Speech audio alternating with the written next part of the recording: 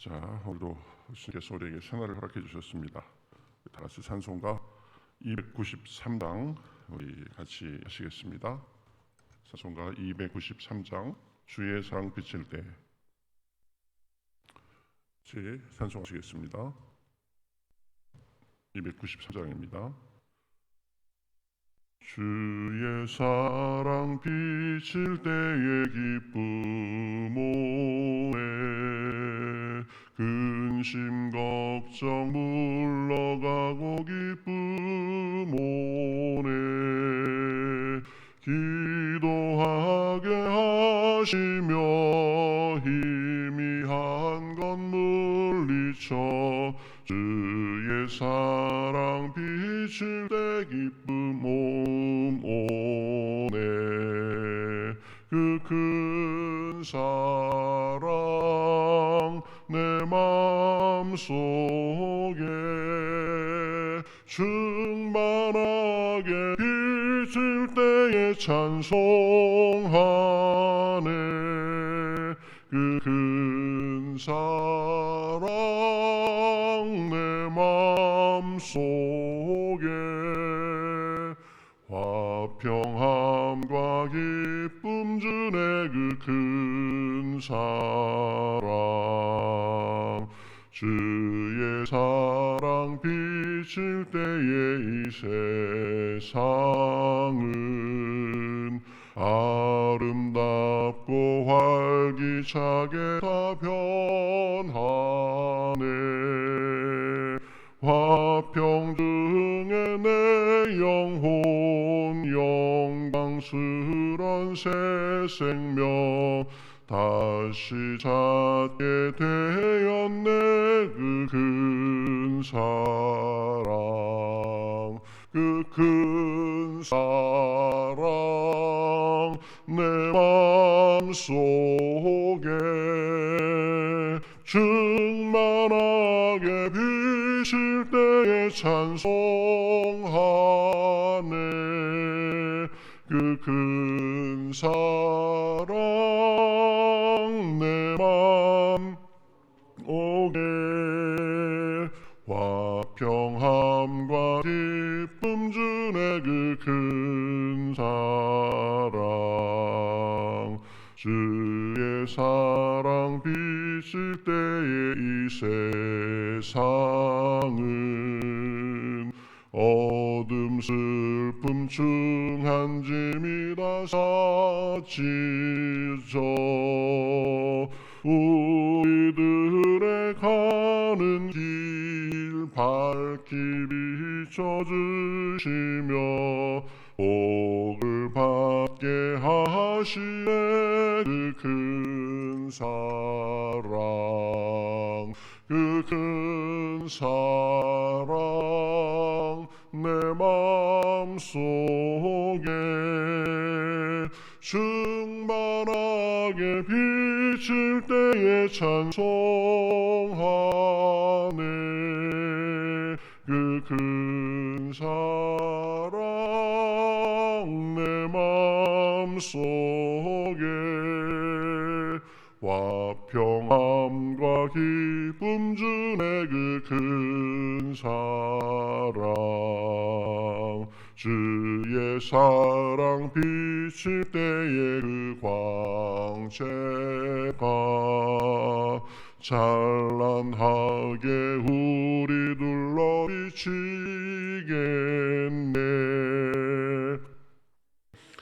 모두 이기고 전국 생활할 때도 주의 사랑 비치네, 그 큰 사랑, 그 큰 사랑 내 맘속에 충만하게 비칠 때에 찬송하네, 그 큰 사랑 내 맘속에 화평함과 기쁨 주네, 그 큰 사랑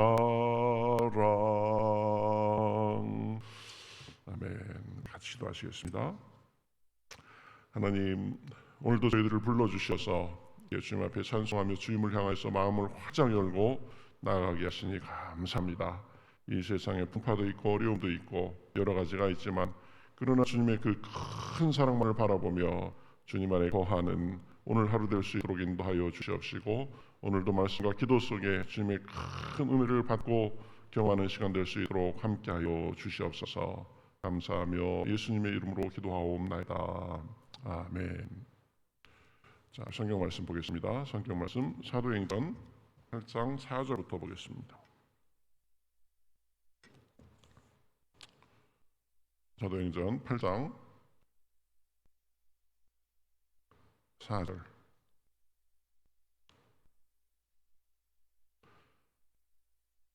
사도행전 8장 4절부터 17절까지만 보겠습니다. 같이 교독하시겠습니다. 그 흩어진 사람들이 두루 다니며 복음의 말씀을 전할새 빌립이 사마리아 성에 내려가 그리스도를 백성에게 전하니, 무리가 빌립의 말도 듣고 행하는 표적도 보고 한 마음으로 그가 하는 말을 따르더라. 사람에게 붙었던 더러운 귀신들이 크게 소리를 지르며 나가고 또 많은 중풍병자와 못 걷는 사람이 나으니 그 성에 큰 기쁨이 있더라. 그 성에 시몬이라 하는 사람이 전부터 있어 마술을 행하여 사마리아 백성을 놀라게 하며 자칭 큰 나라 하니, 낮은 사람부터 높은 사람까지 다 따르며 이르되 이 사람은 크다 일컫는 하나님의 능력이라 하더라. 오랫동안 그 마술에 놀랐으므로 그들이 따르더니 빌립이 하나님 나라와 및 예수 그리스도의 이름에 관하여 전도함을 듣고 그들이 믿고 남녀가 다 세례를 받으니, 시몬도 믿고 세례를 받은 후에 전심으로 빌립을 따라다니며 그 나타나는 표적과 큰 능력을 보고 놀라니라. 예루살렘에 있는 사도들이 사마리아도 하나님의 말씀을 받았다 함을 듣고 베드로와 요한을 보내매 그들이 내려와서 그들을 위하여 성령 받기를 기도하니, 이는 아직 한 사람에게도 성령 내리신 일이 없고 오직 주 예수의 이름으로 세례만 받을 뿐이더라. 그들에게 안수하며 성령을 받는지라. 아멘. 자, 어제는 이제 스데반이 순교하고 그것이 기폭제가 돼서 예루살렘에 박해가 심해져가지고 이 사도들을 제외한 모든 사람들은 예루살렘 밖으로 흩어지게 된 그런 것을 우리가 봤었습니다. 이제 사울이 스데반을 죽이는 장면에서 등장했죠. 스데반 죽인 것을 마땅하게 여기고 또 여기저기 돌아다니면서 사람들을 끌고 집마다 찾아다니면서 기독교를 이제 믿는 사람들을 잔멸하기 위해서 그렇게 해다라고 했습니다. 그래서 지금 이제 빌립 사도들의 일을 섬기는 일을 대신하기 위해서 택함 받았던 7명의 사람 중에 한 사람인 빌립이죠. 예.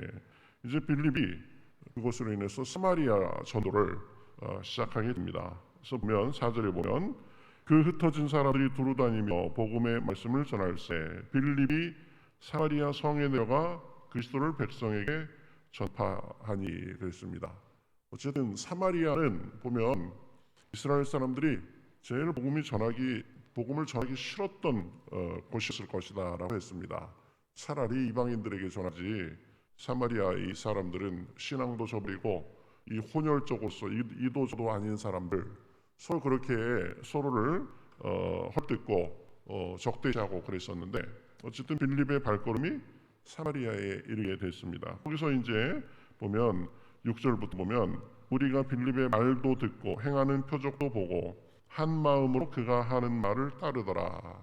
그러니까 빌립이 하는 말도 주의깊게 잘 듣고 또 그곳에서 그 성령의 표적이 나타나니까 그것도 보고, 그러니까 우리가 참 이 돈 받아야 되겠다 해가지고 한 마음으로 그가 하는 말을 따르더라. 실절에 보면 또 더러운 귀신들이 크게 소리를 지르며 나가고 또 많은 중풍병자와 못 걷는 사람이 나았다 그랬습니다. 그래서 8절에 보면 그 성에 큰 기쁨이 있더라. 이 사마리아의 복음을 전하는 이 장면을 짤막짤막하게 묘사하는데 복음 전파의 중요한 요소가 다 들어가 있습니다. 빌립이 하는 말을 듣고 복음의 선포가 있었죠. 표적도 보고 능력이 나타났죠. 빌립의 말을 따르고 행함이 있었죠. 순종하고 행하는 것이 있었죠. 귀신이 나가고 축사, 귀신이 나간다는 것은 이제 우리가 더 이상 복음 안에서 마귀의 종이 아니다라는 것을 보여주는 거죠. 그리고 병 고침, 치유도 있었습니다. 그래서 결과적으로 많은 사람들이 복음을 받아들이고 그 안에 큰 기쁨이 있었다. 그 성에 큰 기쁨이 있었다 그랬습니다. 그러니까 복음이 잘 전파되고 복음을 받아들이고 복음의 역사가 나타나니까 그 사람들에게 큰 기쁨이 있었다. 그 기쁨은 세상이 줄 수 없는 기쁨과 확신을 누리게 하는 복음이 능력이 그 복음에 있다라는 것을 잘 나타내 주는 거죠. 우리 교회도 이러한 일들이 많이 있기를 바라겠습니다. 그렇죠? 복음이 바로 선포되고 또 역사가 일어나고 사람이 변화되고 치유와 또 이 악한 영에 눌렸던 사람들이 자유함을 얻고 그래서 교회에 기쁨이 가득해야 된다. 교회는 잔치집 뿌리기가 돼야 된다. 그렇죠? 초상집 뿌리기가 되면 안 됩니다. 너무 그냥 이렇게 경건하게 거룩하게 그래가면서 너무 제약이 많으면 안 된다. 복음 안에 자유와 기쁨이 있어야 된다. 자, 이런 모습을 보고 마술가 시몬이라는 사람이 이제 언급되는 것을 볼 수 있습니다. 이 마술가라고 그랬는데 요즘식의 마술 개념이 아니고 마치 마법으로 마법같이 사람들을 고쳐주고 능력을 행하고 그런 사람입니다. 이 사람은 오랫동안 사람들을 마술로 놀래키고 스스로가 이르기를 큰 자라고 하고 그래서 높은 자나 낮은 자나 할 것 없이 그 능력을 하나님께로부터 나오는 능력이라 여기면서 이 마술가 시몬을 많은 사람들이 따랐습니다. 그런데 이제 빌립의 세례를 받고 많은 사람들이 이제 하나님을 알고 세례를 받고 그러니까 시몬도 세례를 받고 빌립을 따르게 됐습니다. 그러면서 이 빌립을 통해서 나타나는 표적과 능력을 보고 굉장히 놀랐다 이렇게 되어 있습니다. 어떻게 보면 그 마술은 누구의 힘으로 행했겠어요? 보면 마귀의 힘이었죠. 그래서 이 악령도 능력을 행합니다. 그런데 이 그리스도의 말씀이 전해지고 능력이 나타나니까 다른 신을 섬기고 다른 신에 의해서 이 능력이 나타나던 그런 사람도 하나님의 위대하심을 알고 믿고 따르게 됐다. 이 사마리아 전도에 있어서 놀라운 점이 그것입니다. 사마리아인들이 복음을 듣고 하나님의 백성이 됐다. 이게 놀라운 것이고 그 사람 중에는 심지어는 오랫동안 그 마술로서 사람들을 현혹했던 그 사람도 복음을 들었다라는 것입니다. 그러니까 여러분 우리가 전도하고 또 하면서 여기는 안 돼. 또 뭐 이 사람은 안 돼. 저 사람은 안 믿을 거야. 이렇게 생각할 필요가 없다라는 거죠. 하나님께서 역사하시면 도저히 믿을 것 같지 않은 사람도 믿고 또 도저히 생길 수 없었던 일 같은 것도 생긴다. 그래서 믿는 사람들은 대충 그간의 경험과 우리의 생각을 가지고 예단하면 안 됩니다. 그렇죠? 안 된다 이런 말을 쉽게 하면 안 됩니다. 지금까지는 안 돼 왔지만 하나님께서 함께 하시면 될 것이다. 자꾸 이렇게 가능성의 말, 긍정의 말 그런 생각을 하고 믿음 안에서 기도 행하면서 하나님의 능력이 나타나기를 구하고 이렇게 되는 거죠. 어쨌든 마술가 시몬이 믿었다라는 것은 대단한 일이죠. 그렇죠? 자, 이제 이 예루살렘에도 보면 이제 이 사마리아의 소식이 전해졌습니다. 그래서 이 14절부터 보면 예루살렘에 있는 사도들이 사마리아도 하나님의 말씀을 받았다 함을 듣고 베드로와 요한을 보냈습니다. 그러니까 이제 굉장히 큰 일이 벌어진 거죠. 아니 다른 데도 아니고 사마리아 사람들이 복음을 받아들였대. 뭐 그 중에는 유명한 마술가인 시몬이라는 사람도 있었대. 뭐 그런 얘기가 다 퍼졌겠죠. 그래서 놀라가지고 이제 베드로와 요한을 사마리아로 보냅니다. 그래서 내려가가지고 15절 보면 그들을 위하여 성령 받기를 기도하니 17절 보면 이에 두 사도가 그들에게 안수함에 성령을 받는지라. 자, 예수님을 믿음으로 인해서 이제 구원받은 백성이 됐는데 성령까지 받은 현상들이 나타나고 그러니까 이 사마리아가 정말 하나님의 은혜를 받았구나 이런 것들이 이제 눈에 띄게 나타나는 거죠. 자, 우리가 근데 여기에서 살펴볼 것은요, 사도가 그들에게 안수함에 성령을 받는지라 그랬는데 성령을 받았다라는 표현은 안수할 때 그들에게 없었던 성령이 갑자기 임했다 그런 표현으로 우리가 보기에는 힘듭니다. 왜냐하면 이 성령님은 믿는 순간에 표시가 나든 나지 않든 믿는 사람들 마음에 와서 내주하십니다. 성령님께서 우리가 예수님을 그리스도라고 고백하는 순간에 우리 마음속에 들어오십니다. 그것을 성령님의 내주, 안내자에다가 거할 주자 그렇게 말을 하는데 이 내주하시는 성령님의 능력이 외적으로 나타난 거죠. 그것이 이제 이 성령께서 정말 계시구나라는 이 사람에게 임했구나라는 그렇게 눈에 띄게 나타나니까 성령을 받는지라 이렇게 표현한 것으로 볼 수 있습니다. 아마도 은사의 현상이 나타나신 것이 아닌가 볼 수 있습니다. 이 사도행전에 보면 성령님께서 임하시고 나서 방언을 말하고 이제 보면 그렇죠. 그런데 아마도 방언의 은사가 아니었을까 이렇게 생각을 합니다. 우리가 그 성령의 임함, 성령의 임재, 성령의 충만 이런 부분에 대해서 정리를 잘 해야 됩니다. 이 방언 등 눈에 띄는 은사만이 성령의 증거가 아닙니다.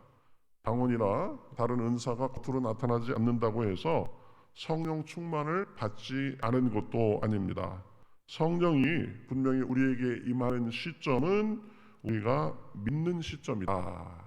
티가 나듯 티가 나지 않든 우리가 구원받았다라는 것이 전혀 티가 나지 않는 그런 일인 것처럼 성령을 받은 것도 어떤 사람에게는 믿는 순간에 성령이 임해서 마음이 뜨거워지고 외적인 현상도 나타날 수 있습니다. 또 어떤 사람은 외적인 현상은 전혀 나타나지 않고 또 자기의 마음도 어떤 사람은 막 뜨거워지고 기쁨이 충만해가지고 눈물을 흘리고 이럴 수도 있는데 전혀 내가 구원 받았나 받지 않았나 이렇게 정말 그런 경우도 있을 수 있습니다.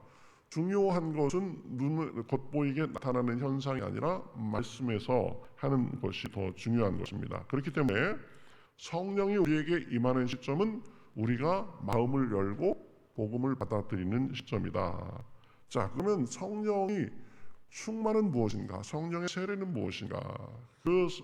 보이는 어떤 느껴지지 않던 겉으로 나타나지 않던 것들이 자기가 느끼고 다른 사람들도 알아볼 수 있을 정도로 그렇게 현상이 나타난 게 성령의 충만이고 또 세례일 수도 있습니다. 물론 성령의 충만을 받고 성령의 세례를 받아도 외적으로는 전혀 나타나지 않는 수도 있습니다. 그렇지만 성령 충만과 성령 세례의 단계까지 가면 자기는 아는 거죠. 이제 내적으로 그 안에 임한 능력이 안에서 정말 충만해가지고 꿈틀꿈틀하는 것을 느끼게 되는 거죠.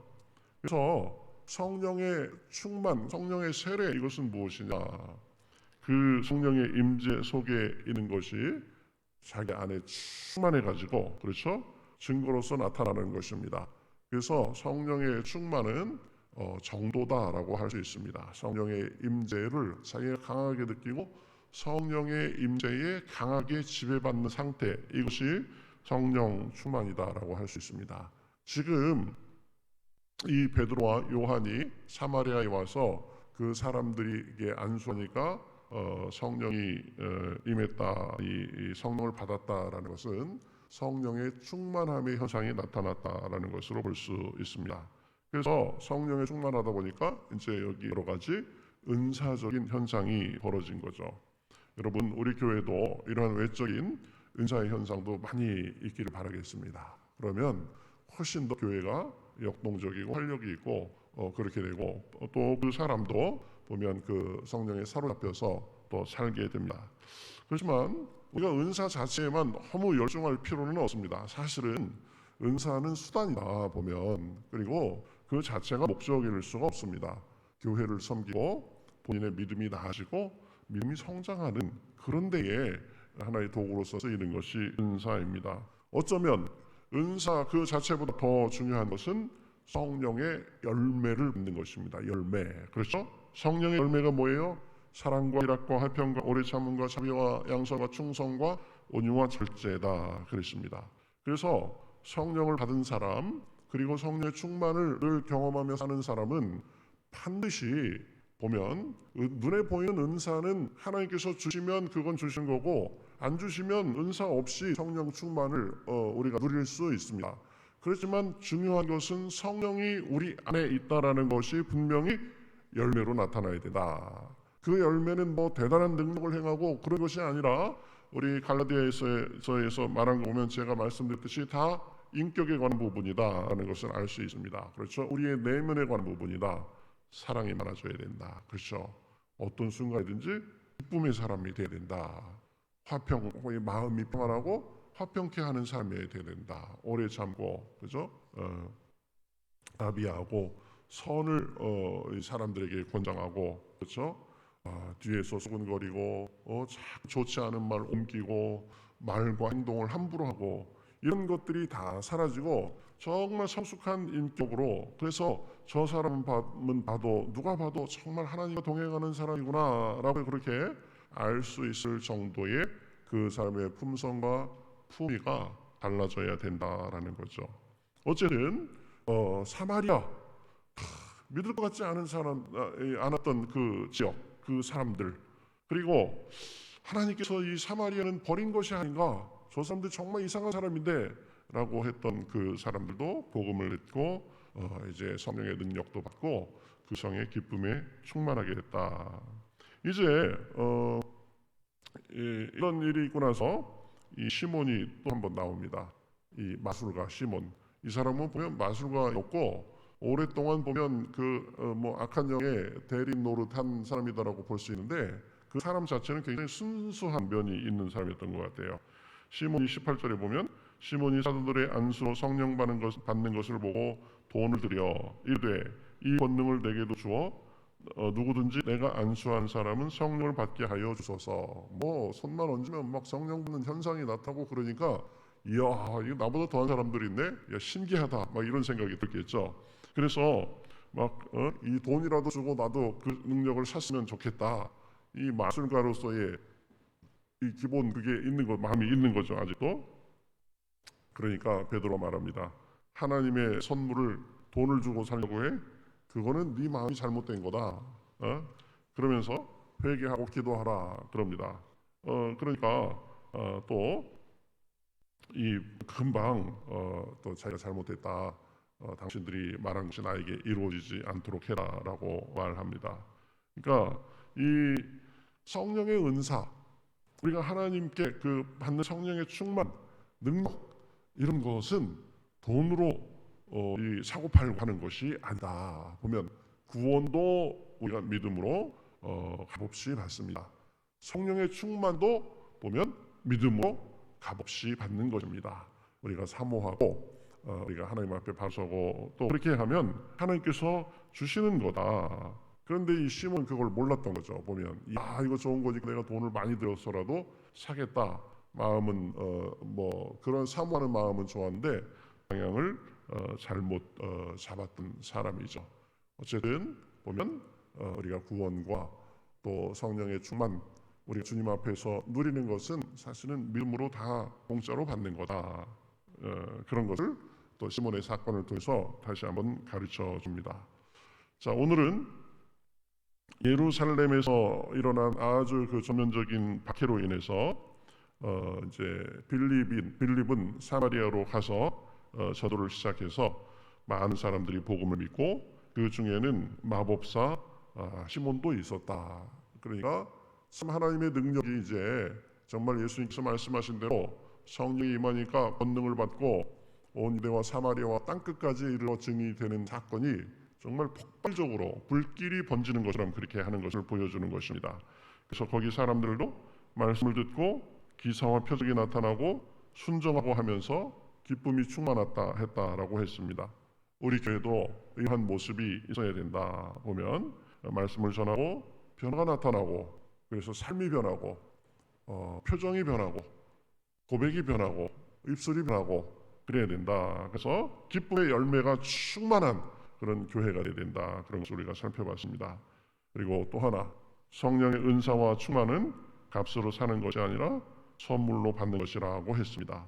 사모하고 구하면 주신다 보면 오늘도 기도할 때 늘 우리 구해야 되는 것 성령의 충만입니다. 내가 성령에 온전히 사로잡혀 사는가. 오늘도 기도하며 구할 때에 성령의 충만을 받아서, 그리고 그 능력을 받아서 삶에서 우리 빛을 발하고 열매도 많이 맺으실 수 있기를 바라겠습니다. 세상에 여러 풍파가 있고 우리를 자꾸 넘어뜨리려고 하지만, 그러나 그 자체와 싸운 것이 아니라 우리가 강해지고 우리 안에 성령의 능력이 충만하면 세상의 어떤 풍파도 이기면서 빛을 발하며 능력 가운데 살 수 있는 줄 믿습니다. 그러한 은혜가 오늘도 저와 여러분에게 풍성하게 그렇게 임하고 누리는 그런 시간이 되시기를 주님의 이름으로 축복합니다. 우리 다 같이 찬송하겠습니다. 191장 내가 매일 기쁘게 순리의 일 행함은. 우리가 구원받고 성령을 누린다는 것처럼 신비롭고 대단한 것이 없죠. 그렇죠? 우리는 약하지만 우리 안에 계신 성령으로 인하여서 우리가 날마다 능력을 누리며 살 수 있는 것입니다. 찬송하겠습니다. 191장 내가 매일 기쁘게 순례의 길 행함은 주의 팔이 나를 안보함이요 내가 주의 큰 복을 받는 참된 비결은 주의 영이 함께함이라. 성령이 계시네 할렐루야 함께하시네. 좁은 길을 걸으며 밤낮 기뻐하는 것 주의 영이 함께함이라. 전에 죄에 빠져서 평안함이 없을 때 예수 십자가의 공로 힘입어 그 말 아래 엎드려 참된 평화 얻음은 주의 영이 함께함이라. 성령이 계시네 할렐루야 함께하시네. 좁은 길을 걸으며 밤낮 기뻐하는 것 주의 영이 함께함이라. 나와 동행하시고 모든 염려 아시니 나는 숲의 새와 같이 기쁘다. 내가 기쁜 마음으로 주의 뜻을 행함은 주의 영이 함께함이라. 성령이 계시네 할렐루야 함께하시네. 좁은 길을 걸으며 밤낮 기뻐하는 것 함께함이라. 세상 모든 욕망과 나의 모든 정욕은 십자가에 이미 못을 박았네. 어두운 밤이 지나고 무거운 짐 벗으니 주의 영이 함께함이라. 성령이 계시네 할렐루야 함께하시네. 좁은 길을 걸으며 밤낮 기뻐하는 것 주의 영이 함께함이라. 아멘.